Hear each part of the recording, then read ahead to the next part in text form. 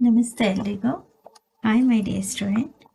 C last ಕ್ಲಾಸಲ್ಲಿ ನಾವು habitat and adaptation and gills ಇದ್ರ ಬಗ್ಗೆ ಡಿಸ್ಕಸ್ ಮಾಡಿದ್ವಿ. See next we see that the features of a fish help to live inside water. ಅಂದರೆ ಈ ಮೀನಿನ ಅದರ ಬಾಡಿ ಶೇಪ್, ದೋಣಿ ಆಕಾರದ ಒಂದು ಬಾಡಿ ಶೇಪ್, ಫ್ಲ್ಯಾಟ್ ಫಿನ್ಸು ಮತ್ತು ಅದರ ಗಿಲ್ಸ್ ನೀರಿನ ಒಳಗಡೆ ಅದು ಆಕ್ಸಿಜನ್ನ ತೆಗೆದುಕೊಳ್ಳೋದಕ್ಕೆ, ಉಸಿರಾಡೋದಕ್ಕೆ ಮತ್ತು ಮೂಮೆಂಟ್ ಮಾಡೋದಕ್ಕೆ ಹೆಲ್ಪ್ ಮಾಡಿದ್ರೆ, we see that the features of fish help it to live inside water. ಅದಕ್ಕೆ ನೀರಿನ ಒಳಗಡೆ ವಾಸಿಸಲು ಬೇಕಾದಂಥ ಕೆಲವು ಗುಣಲಕ್ಷಣಗಳು ಇದೆ. And the features of a camel help it to survive in a desert. ಮೀನು ನೀರಿನಲ್ಲಿ ವಾಸಿಸಲು ಬೇಕಾದಂತಹ ಕೆಲವೊಂದು ಗುಣಲಕ್ಷಣಗಳು, ಅವುಗಳ ದೇಹದ ಆಕಾರ ಅದಕ್ಕೆ ಸಹಾಯವನ್ನು ಮಾಡಿದರೆ, ಕ್ಯಾಮಲ್ಗೆ ಮರುಭೂಮಿಯಲ್ಲಿ ವಾಸಿಸುವ ಒಂದು ಒಂಟೆಯೂ ಸಹ ಆ ಮರುಭೂಮಿಯಲ್ಲಿ ವಾಸಿಸಲು ಅವಶ್ಯಕವಾದಂತಹ ಅದರ ದೇಹ ರಚನೆಯು ಆ ಮರುಭೂಮಿಯಲ್ಲಿ ವಾಸಿಸೋದಕ್ಕೆ ಆ ಕ್ಯಾಮಲ್ಗೆ ಸಹಾಯವನ್ನು ಮಾಡುತ್ತೆ. And the features of a camel, ನಮಗೆ ಒಂಟೆಯಲ್ಲಿರುವಂತಹ ದೇಹದ ಒಂದು ರಚನೆ, ಅವುಗಳ ಗುಣಲಕ್ಷಣಗಳು help it to survive in a desert. ಮರುಭೂಮಿಯಲ್ಲಿ ಹೇಗೆ ತಾನು ಕಾಪಾಡ್ಕೋಬೇಕು, ತನ್ನ ವಾಸಸ್ಥಾನ ಹೇಗಿರಬೇಕು, ಹೇಗೆ ಅಲ್ಲಿ ಜೀವಿಸಬೇಕು ಅನ್ನೋದು ಅದಕ್ಕೆ ಸಹಾಯವನ್ನು ಮಾಡುತ್ತೆ. ಅದೇ ರೀತಿ we have taken only 2 examples from A very wide variety of animals and plants. ನಾವು ಕೇವಲ 2 ಎಕ್ಸಾಂಪಲ್ಸ್ಗಳನ್ನ ಮಾತ್ರ, ಉದಾಹರಣೆಯನ್ನು ಮಾತ್ರ ನೋಡಿದ್ದೀವಿ. ಒಂದು ಡೆಸರ್ಟ್ ಕ್ಯಾಮಲು, ಒಂದು ಫಿಶ್ಶು ಅಕ್ವಾಟಿಕ್ ವಾಟರಲ್ಲಿ, ಒಂದು animals and plants that leave on earth. ಅಂದರೆ ಭೂಮಿಯ ಮೇಲೆ ವಾಸಿಸುವಂತಹ ಒಂದು ಸಸ್ಯ, ಒಂದು ಪ್ರಾಣಿಯನ್ನು ನಾವು ಎಕ್ಸಾಂಪಲ್ಸ್ ತೆಗೆದುಕೊಳ್ಳೋಣ. ಇಲ್ಲಿವರೆಗೂ ಒಂದು ಡೆಸರ್ಟ್ ಮೇಲೆ, ಡೆಸರ್ಟಲ್ಲಿ ವಾಸಿಸುವಂಥದ್ದು ಪ್ರಾಣಿನೇ ತಗೊಂಡಿದ್ವಿ. ಈಗ ಒಂದು ಪ್ಲಾಂಟ್ಸು, ಒಂದು ಅನಿಮಲ್ಸ್ ಆ್ಯಂಡ್ ಪ್ಲಾಂಟ್ಸ್, ಭೂಮಿ ಮೇಲೆ ವಾಸಿಸುವಂತಹ ವಿವಿಧ ರೀತಿಯ ವೆರೈಟಿ ಆಫ್ ಅನಿಮಲ್ಸ್ ಮತ್ತು ಪ್ಲಾಂಟ್ಸನ್ನು ಎಕ್ಸಾಂಪಲ್ಸ್ ತಗೊಳ್ಳೋಣ. In all these variety of organisms we will find that they have a certain features that help them live in the surroundings in which they are normally found. ನಾವು ಇಲ್ಲಿ ತೆಗೆದುಕೊಂಡಿರ್ತಕ್ಕಂತಹ ವಿವಿಧ ರೀತಿಯ ಸಸ್ಯ ಮತ್ತು ಪ್ರಾಣಿಗಳ ಗುಣಲಕ್ಷಣಗಳಿಂದ ಅವು ತನ್ನ ಸುತ್ತಮುತ್ತ ಇರುವಂತಹ ವಾತಾವರಣದಲ್ಲಿ ಯಾವ ರೀತಿ ನಾರ್ಮಲ್ ಆಗಿ ತಮ್ಮ ಜೀವನವನ್ನು ನಡೆಸುತ್ತೆ, ಬದುಕನ್ನು ನಡೆಸುತ್ತೆ, ಅವುಗಳ ಗುಣಲಕ್ಷಣಗಳು ಅವಕ್ಕೆ ಯಾವ ರೀತಿಯ ಸಹಾಯವನ್ನು ಮಾಡುತ್ತೆ, ಈ ಸುತ್ತಮುತ್ತಲಿನ ವಾತಾವರಣದ ವಿವಿಧ ಪರಿಸರದಲ್ಲಿ ವಾಸಿಸೋದಕ್ಕೆ ಹೇಗೆ ಸಹಾಯ ಆಗುತ್ತೆ ಅನ್ನೋದನ್ನು ನೋಡೋಣ. The presence of a specific features are a certain habitats which enable an organisms to live naturally in a place called adaptation. What adaptation ಅಂದರೆ ಹೊಂದಾಣಿಕೆ. ಅಂದರೆ ಅದು ತಾನು ಇರುವಂತಹ ಜಾಗದಲ್ಲೇ ಆ ಪರಿಸರವನ್ನು ಹೊಂದಿಕೊಂಡು ಅಲ್ಲೇ ವಾಸಿಸುವಂತಹ, ಅಲ್ಲೇ ಹೊಂದಾಣಿಕೆ ಮಾಡಿಕೊಳ್ಳುವಂತಹ. ಅಂದರೆ ಅಲ್ಲೇನೋ ತುಂಬ ಚಳಿ ಇರುತ್ತೆ, ಅಥವಾ ತುಂಬ ಮಳೆ ಬೀಳ್ತಿರುತ್ತೆ, ಅಥವಾ ತುಂಬ ಹಿಮ ಇರುತ್ತೆ, ತುಂಬ ಬಿಸಿಲಿರುತ್ತೆ. ಆ ಒಂದು ಪ್ಲೇಸಲ್ಲೇ ತನ್ನನ್ನು ತಾನು, ತನ್ನ ದೇಹವನ್ನು ಕಾಪಾಡಿಕೊಂಡು ಅಲ್ಲಿ ವಾಸಿಸುವಂತಹ ಒಂದು ಜೀವಿ ಇರುತ್ತಲ್ಲ, ಆ ರೀತಿ ಜೀವಿಸುವಂತಹ ಜೀವಿಗಳನ್ನು ಹೊಂದಾಣಿಕೆ ಮಾಡಿಕೊಳ್ಳುವಿಕೆ. ಅಂದರೆ ಯಾವುದೇ ಸಸ್ಯ, the presence of specific features, ಅಂದರೆ ಸ್ಪೆಸಿಫಿಕ್ ಫೀಚರ್ಸ್ ಅಂದರೆ ಒಂದು ನಿರ್ದಿಷ್ಟವಾದಂತಹ ಲಕ್ಷಣಗಳು, ಅರ್ಥ ಆಯ್ತಾ? ಆ್ಯಂಡ್ ಎ ಸರ್ಟನ್ ಹ್ಯಾಬಿಟಾಟ್ಸ್, ಅಥವಾ ಅಭ್ಯಾಸ, ಸಹಜವಾಗಿ ಜೀವಿಸಲು ಸಹಾಯಕವಾದಂಥ ಒಂದು ನಿರ್ದಿಷ್ಟ ಲಕ್ಷಣಗಳು ಅಥವಾ ಅಭ್ಯಾಸಗಳನ್ನು, ಹ್ಯಾಬಿಟಾಟ್ಸ್ ಆವಾಸವನ್ನು, which enable an organisms to live naturally in a place is called adaptation. ಆಯಿತಾ? ಅಂದರೆ ಅಡಾಪ್ಟೇಷನ್ ಆಫ್ ಆರ್ಗಾನಿಸಮ್ಸ್,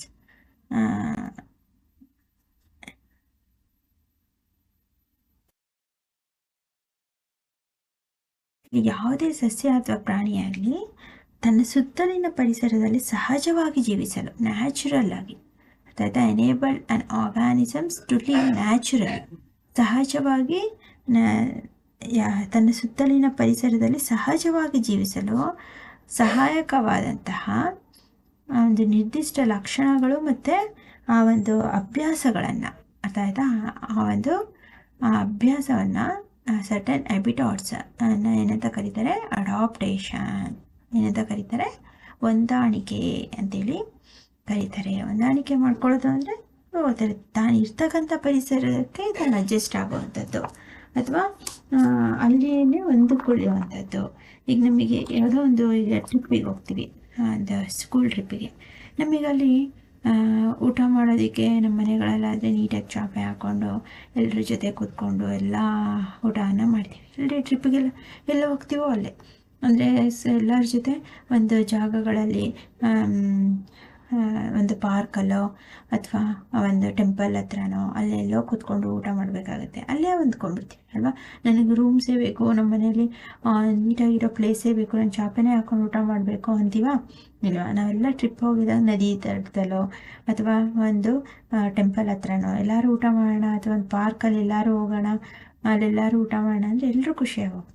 ಅಂದರೆ ನಾವಿರ್ತಕ್ಕಂತಹ ಒಂದು ಪ್ಲೇಸಲ್ಲೇ ಹೊಂದಾಣಿಕೆ ಮಾಡ್ಕೊಳ್ಳುವಂಥದ್ದು ಒಂದು ಗುಣಲಕ್ಷಣಗಳನ್ನು ಏನಂತ ಕರಿತೀವಿ ಅಡಾಪ್ಟೇಷನ್ ಅಂತೇಳಿ ಕರಿತೀವಿ.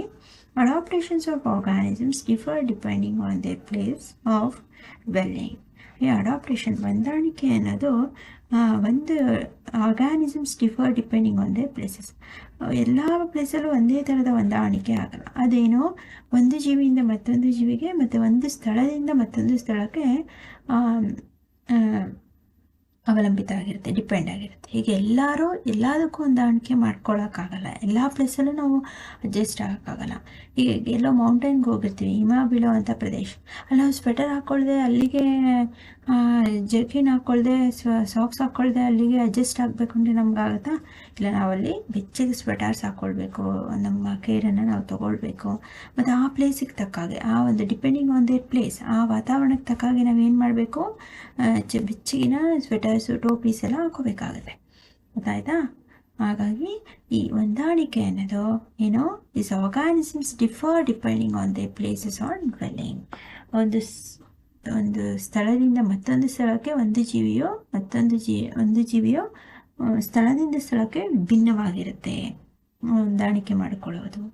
That is why a fish cannot live out of water. ಹಾಗಾಗೇನು ಮೀನು ಎಲ್ಲ ಕಡೆ ವಾಸಿಸೋಕ್ಕಾಗುತ್ತಾ? ಅದು ನೀರನ್ನು ಬಿಟ್ಟು ಅದು ಹೊರ ಬಂದರೆ ಸತ್ತು ಹೋಗ್ಬಿಡುತ್ತೆ. ಹಾಗಾಗಿ ಈ fish cannot live out of water. ಅದೇ ರೀತಿ ಫಿಶ್ಶು ನೀರನ್ನು ಬಿಟ್ಟು ಬದುಕೋದಕ್ಕೆ ಸಾಧ್ಯ ಇಲ್ಲ, ನೀರಿಂದ ಹೊರ ಬಂದು ಬದುಕೋಕ್ಕಾಗಲ್ಲ. And camel cannot live in a sea. ಅದೇ ರೀತಿ ಒಂಟೆ ಸಮುದ್ರದೊಳಗಡೆ ಒಂಟೆ ಬದುಕೋಕ್ಕಾಗುತ್ತಾ? ಅದು ಎಲ್ಲಿ ಹೊಂದಾಣಿಕೆ ಆಗುತ್ತೋ ಮರುಭೂಮಿಯಲ್ಲೇ ಅದಕ್ಕೆ ಹೊಂದಾಣಿಕೆ ಆಗಿರುತ್ತೆ, ಅಲ್ಲಿ ಹೊಂದಾಣಿಕೆ ಮಾಡ್ಕೋಬೇಕೇ ಹೊರತು ಇಲ್ಲಿ ಬಂದು ಅದನ್ನು ಸಮುದ್ರದೊಳಗೆ ಬಿಟ್ಟರೆ ಒಂಟೆ ಬದುಕೋಕ್ಕಾಗಲ್ಲ. ಅದೇ ರೀತಿ ನೀರನ್ನು ಬಿಟ್ಟು ಫಿಶ್ ಬದುಕೋದಕ್ಕೆ ಅದು ಅಂದರೆ ಅದು ಬದುಕೋದಕ್ಕೆ ಸಾಧ್ಯ ಇಲ್ಲ. ನೀರನ್ನು ಬಿಟ್ಟು ನೀರಿನ ಹೊರಗಡೆ ಮೀನು ಬದುಕೋಕ್ಕೆ ಸಾಧ್ಯ ಇಲ್ಲ, ಸಮುದ್ರದ ಒಳಗಡೆ ಕ್ಯಾಮಲ್ ಬದುಕೋದಕ್ಕೆ ಸಾಧ್ಯ ಇಲ್ಲ. ಆಯಿತಾ? The place where organisms leave is called habitat. What is habitat ಅಂದರೆ ಜೀವಿಗಳು ವಾಸಿಸುವ ಸ್ಥಳಕ್ಕೆ, ಯಾವ ಜೀವಿಗಳು ಎಲ್ಲಿ ವಾಸಿಸುತ್ತೋ ಆ ಒಂದು ಸ್ಥಳವನ್ನೇ, ಆ ಒಂದು ಪ್ಲೇಸನ್ನು ನಾವೇನಂತ ಕರಿತೀವಿ? ಆವಾಸ, habitat. What we call A place where organisms leaves. ಜೀವಿಗಳು ವಾಸಿಸುವ ಒಂದು ಸ್ಥಳಕ್ಕೆ, ಜೀವಿಗಳು ವಾಸಿಸುವ ಒಂದು ಜಾಗಕ್ಕೆ ಆವಾಸ ಅಂತೇಳಿ ಕರಿತೀವಿ. Habitat means a dwelling place, a home. Habitat ಅಂತ ಒಂದು ಆವಾಸ ಅನ್ನೋದು ಒಂದು ಡ್ವೆಲ್ಲಿಂಗ್ ಪ್ಲೇಸ್, ಒಂದು ನಿರ್ದಿಷ್ಟವಾದ ಸ್ಥಳ. ಅಂದರೆ ನಾವೆಲ್ಲರೂ ಎಲ್ಲಿ ವಾಸಿಸ್ತೀವಿ ಅಂದರೆ ಏನಂತ ಹೇಳ್ತೀವಿ? At A home. ನಮ್ಮ ಮನೆಗಳಲ್ಲಿ ವಾಸ ಮಾಡ್ತೀವಿ ಅಲ್ವಾ? ಎಲ್ಲೋ ಒಂದೊಂದು ದಿನ ಒಂದೊಂದು ಪ್ಲೇಸಲ್ಲಿ ಇರ್ತೀವ? ಇಲ್ಲ, ಅದು ಒಂದು ನಿರ್ದಿಷ್ಟವಾದಂಥ ಒಂದು ಜಾಗ. ಆಯಿತಾ? Habitat means a dwelling place. Habitat provides food, water, air, shelter and other needs to organism. ಈ ಆವಾಸ ಅನ್ನೋದು ಒಂದು ಜೀವಿಗೆ ಏನೇನೆಲ್ಲ ಒದಗಿಸುತ್ತೆ? ಹ್ಯಾಬಿಟಾಟ್ ಪ್ರೊವೈಡ್ಸ್ ಫುಡ್ ಆಹಾರ, ವಾಟರ್ ನೀರು, ಏರ್ ಗಾಳಿ ಆ್ಯಂಡ್ ಶೆಲ್ಟರ್ ಜಾಗ and other needs to organisms ಇನ್ನಿತರ ಸೌಲಭ್ಯಗಳನ್ನು ಒದಗಿಸುವ ತಾಣ. ಅಂದರೆ ನಾವು ಸಾಮಾನ್ಯವಾಗಿ ನಾವೆಲ್ಲೇ ವಾಸಿಸ್ಬೇಕಾದ್ರೆ ಫಸ್ಟ್ ಆಫ್ ಆಲ್ ಏನು ನೋಡ್ತೀವಿ, ಅಲ್ಲಿ ಆಹಾರ ಸಿಗುತ್ತಾ, ನೀರು ಚೆನ್ನಾಗಿದೆಯಾ, ಅಲ್ಲಿ ಗಾಳಿ ಚೆನ್ನಾಗಿ ಬರುತ್ತಾ, ನಾವಲ್ಲಿ ಮನೆ ಕಟ್ಕೊಳ್ಬೋದಾ, ಈ ರೀತಿ. ಇದು ಯಾರಾದರೂ ಮನೆ ಕಟ್ಟೋಕ್ಕೆ ಇಲ್ಲಿ ವಾಟರ್ ಫೆಸಿಲಿಟಿ ಇದೆಯಾ, ಇಲ್ಲಿ ಕರೆಂಟ್ ಬರುತ್ತಾ, ಲೈಟ್ ಬರುತ್ತಾ, ಇಲ್ಲಿ ಶಾಪ್ಸ್ ಇದೆಯಾ, ಸುತ್ತಮುತ್ತ ಏನಾದರೂ ಅಂಗಡಿಗಳಿದೆಯಾ, ನಾವೇನಾದರೂ ತರಕಾರಿ ಎಲ್ಲ ತೆಗೆದುಕೊಂಡು ಈ ರೀತಿ ಕ್ವಶನ್ ಮಾಡ್ತಾರೆ ಅಲ್ವಾ. ಆದರೆ ನಾವು ವಾಸಿಸುವಂಥ ಸ್ಥಳದಲ್ಲಿ ನಮಗೆ ಅಗತ್ಯವಾದಂತಹ ಆಹಾರ, ನೀರು, ಗಾಳಿ ಎಲ್ಲವೂ ಸಿಗುವಂತಹ ಜಾಗ, ಅದನ್ನು ಹ್ಯಾಬಿಟಾಟ್ ಅಂತೇಳಿ ಕರಿತೀವಿ. Several kinds of plants and animals live in the same habitat. ವಿವಿಧ ರೀತಿಯ ಅನೇಕ several kinds of plants, ಅನೇಕ ಸಸ್ಯಗಳು ಆ್ಯಂಡ್ ಅನಿಮಲ್ಸ್, ಪ್ರಾಣಿಗಳು live in the same habitat. ಒಂದೇ ಆವಾಸದಲ್ಲಿ ಅನೇಕ ಸಸ್ಯಗಳು ಮತ್ತು ಪ್ರಾಣಿಗಳು ವಾಸಿಸುತ್ತವೆ. ಈಗ ನಾವೇ ಮನುಷ್ಯರು ಎಲ್ಲರೂ ಒಂದೇ ಕಡೆ ಅಲ್ವಾ. Several kinds of plants and animals. ಈಗ ನಾವಿರ್ತಕ್ಕಂಥ ಜಾಗದಲ್ಲಿ ಎಷ್ಟೊಂದು ಗಿಡಗಳನ್ನ ಹಾಕೊಂಡಿರ್ತೀವಿ ಅಲ್ವಾ. ಅಥವಾ ನಮ್ಮ ಸುತ್ತಮುತ್ತ ಅನೇಕ ಪ್ರಾಣಿಗಳು, ಬೆಕ್ಕು, ನಾಯಿ, ಕುರಿ, ಕೋಳಿ, ಹಸು, ಎಮ್ಮೆ, ಈ ರೀತಿ ಕುದುರೆ, ಎಷ್ಟೊಂದು ಒಂದೇ ಆವಾಸ ಅಂದರೆ ಒಂದೇ ಜಾಗದಲ್ಲಿ ಒಂದು ನಿರ್ದಿಷ್ಟವಾದ ಪ್ಲೇಸಸಲ್ಲಿ ಅನೇಕ ರೀತಿಯ ಸಸ್ಯಗಳು ಮತ್ತು ಪ್ರಾಣಿಗಳು ವಾಸಿಸುತ್ತವೆ. ಹಾಗಾದರೆ the plants and animals that live on land are said to live in terrestrial habitat. ಅಂದರೆ the plants and animals that leave on, ಸಸ್ಯ ಮತ್ತು ಪ್ರಾಣಿಗಳು ಭೂಮಿಯ ಮೇಲೆ ವಾಸಿಸುವಂತಹ ಸಸ್ಯ ಮತ್ತು ಪ್ರಾಣಿಗಳನ್ನು ನಾವು ಒಟ್ಟಾರೆಯಾಗಿ ಏನಂತ ಕರಿತೀವಿ, ಟೆರೆಸ್ಟ್ರಿಯಲ್ ಹ್ಯಾಬಿಟಾಟ್. ಅಂದರೆ ಭೂಮಿ ಮೇಲೆ ವಾಸಿಸುವಂತಹ ನೆಲದ ಮೇಲೆ, ಲ್ಯಾಂಡ್ ಅಂದರೆ ಅರ್ಥ ಆಯ್ತಾ, ನೆಲದ ಮೇಲೆ ಅಥವಾ ಭೂಮಿನ ಮೇಲೆ ಅಥವಾ ಮಣ್ಣಿನಲ್ಲಿ ಅಂದರೆ ಮಣ್ಣು ಮೇಲೆ ವಾಸಿಸುವಂತಹ ಪ್ಲಾಂಟ್ಸ್ ಆ್ಯಂಡ್ ಅನಿಮಲ್ಸ್, ಸಸ್ಯ ಮತ್ತು ಪ್ರಾಣಿಗಳನ್ನು ನಾವು ಏನಂತ ಕರಿತೀವಿ, ಟೆರೆಸ್ಟ್ರಿಯಲ್ ಹ್ಯಾಬಿಟಾಟ್. ಭೂ ಆವಾಸಗಳಲ್ಲಿ ವಾಸಿಸುವ ಜೀವಿಗಳು, ಭೂಮಿಯ ಮೇಲೆ ವಾಸಿಸುವ ಜೀವಿಗಳು ಅಂತೇಳಿ ಕರಿತೀವಿ. Some examples of terrestrial habitats are, ಭೂ ಆವಾಸದಲ್ಲಿ ವಾಸಿಸುವ ಜೀವಿಗಳಿಗೆ ಕೆಲವೊಂದು ಉದಾಹರಣೆಗಳೆಂದರೆ ಫಾರೆಸ್ಟ್ ಅಲ್ವಾ, ಭೂಮಿ ಮೇಲೆ ಇರೋದು ಫಾರೆಸ್ಟ್, ಕಾಡು, ಗ್ರಾಸ್ಲ್ಯಾಂಡ್ ಹುಲ್ಲುಗಾವಲು, ಡೆಸರ್ಟ್ ಮರುಭೂಮಿ, ಆ್ಯಂಡ್ ಕೋಸ್ಟಲ್ ಸಾಗರ ತೀರ ಪ್ರದೇಶ, ಆ್ಯಂಡ್ ಮೌಂಟೈನ್ ರೀಜನ್ ಪರ್ವತ ಪ್ರದೇಶ. ಇದೆಲ್ಲವೂ ಭೂಮಿ ಮೇಲೆ ಇರುವಂಥದ್ದು. ಅಥವಾ ಭೂಮಿ ಒಳಗೇನಾದರೂ ಇದೆಯಾ, ಇಲ್ಲ. On the other hand the habitats of plants and animals that live in water are called aquatic animals. ಅದೇ ರೀತಿ ನೀರಿನಲ್ಲಿ ವಾಸಿಸುವಂತಹ ಸಸ್ಯ ಮತ್ತು ಪ್ರಾಣಿಗಳನ್ನು ಜಲವಾಸಿ ಪ್ರಾಣಿಗಳು ಅಂತೇಳಿ ಕರಿತೀವಿ. ಆಯ್ತಾ, ಜಲ ಆವಾಸ ಪ್ರಾಣಿಗಳು ಇಲ್ಲೇ ಕೊಟ್ಟಿದ್ದಾರೆ. ಅದೇ ರೀತಿ on the other hand the habitat of plants and animals that live in water, ನೀರಿನಲ್ಲಿ ವಾಸಿಸುವಂತಹ ಸಸ್ಯ ಮತ್ತು ಪ್ರಾಣಿಗಳನ್ನು ಜಲ ಆವಾಸ ಜೀವಿಗಳು ಅಂತೇಳಿ ಕರಿತೀವಿ. ಎಕ್ಸಾಂಪಲ್ಸ್ ಲೇಕ್ಸ್ ಕೆರೆ, ರಿವರ್ಸ್ ನದಿ, ಆ್ಯಂಡ್ ಓಷನ್ ಸಮುದ್ರ are some examples of aquatic habitat. ಭೂಮಿಯ ಮೇಲೆ ಕಂಡುಬರುವಂತಹ ಜಲ ಆವಾಸಗಳೆಂದರೆ ನದಿ, ಕೆರೆ, ಕಾಲುವೆ, ಸಮುದ್ರ, ಸಾಗರ, ಇವೆಲ್ಲವೂ ಜಲ ಆವಾಸಕ್ಕೆ ಉದಾಹರಣೆ. ಆಯಿತಾ. There are large variations among terrestrial habitats like forest, grasslands, deserts, coastal and mountain regions located in different parts of the world.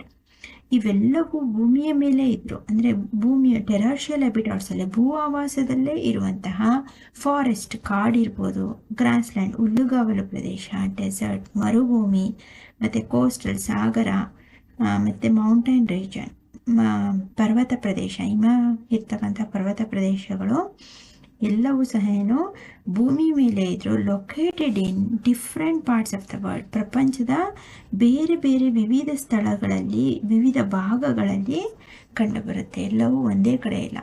ಎಲ್ಲೋ ಒಂದು ಕಡೆ ನಮ್ಮ ಕರ್ನಾಟಕದಲ್ಲೇ ಯಾವಾಗಲೂ ಏನು ಎಲ್ಲ ಕಡೆ ಏನು ಹಿಮ ಬೀಳಲ್ಲ ಅಲ್ವಾ. ಎಲ್ಲ ಈ ಕೊಡಗಿನಲ್ಲೋ ಬೇರೆ ಬೇರೆ ರಾಜ್ಯಗಳಲ್ಲಿ ಈ ಥರ ಸ್ಟೇಟ್ಸ್ ಶಿಮ್ಲಾ, ಕಾಶ್ಮೀರ, ಈ ಥರ ನಮ್ಮ ಇಂಡಿಯಾದಲ್ಲೇ ಶಿಮ್ಲಾದಲ್ಲಿರ್ಬೋದು, ಕಾಶ್ಮೀರದಲ್ಲಿರ್ಬೋದು ಅಂಥ ಕಡೆ ಮಾತ್ರ mountains, ಪರ್ವತಗಳಿದೆ.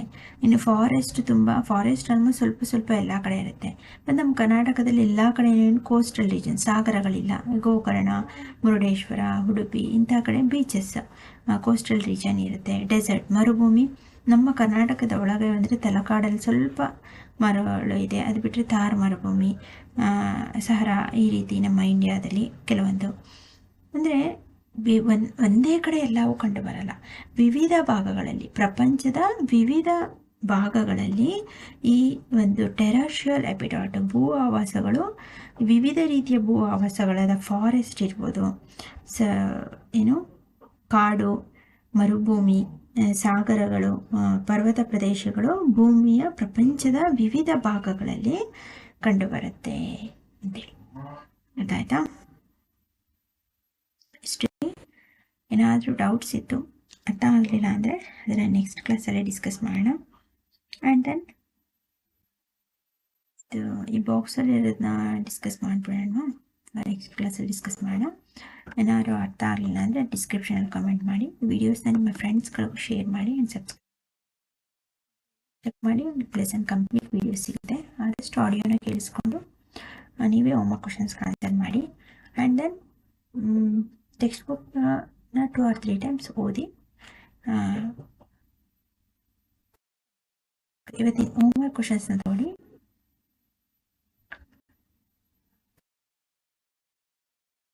What is habitat? Habitat ಅಂದರೆ ಏನು? What is terrestrial habitat? Give 2 examples. What is aquatic habitat? Give 2 or 4 examples. Or differentiate between aquatic and terrestrial habitat. Difference ಆದರೂ ಬರೀರಿ, aquatic habitatಗೂ ಮತ್ತು terrestrial habitatಗೆ. ಇದಿಷ್ಟು within homework questions. Come my dear student. Thank you.